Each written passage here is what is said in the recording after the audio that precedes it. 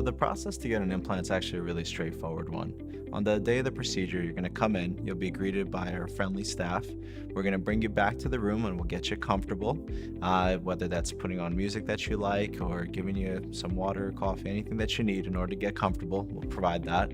And then we'll also give you some pain medication to take before the procedure. So this way, when the numbness wears off, you're going to be feeling just fine.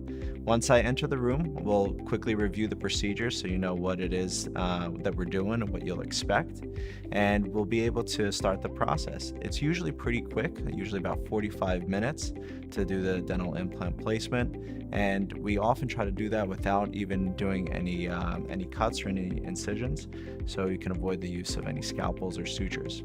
This way you're feeling fine when you leave the procedure, and the recovery is usually pretty easy as well. So after the procedure, usually you're going to be on a pain medication, usually over-the-counter stuff like ibuprofen or Tylenol, usually for no more than 3 days.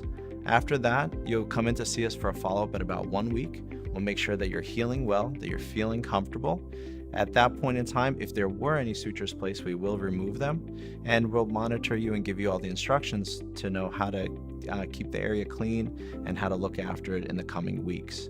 Usually after about 8 weeks, your implant is ready for the final restoration. So we'll take an x-ray checkup right before we go to that step, and then we'll work with you and your dentist to help you complete that process. When we have a patient come in for initial consultation visit, we'll take a look at all the diagnostic information that we can get, and that usually includes regular radiographs or x-rays, as well as a clinical exam. In some instances, when we think that a patient could really benefit from a 3D scan, we have one on site and we can take it, and we incorporate that as part of our treatment planning process.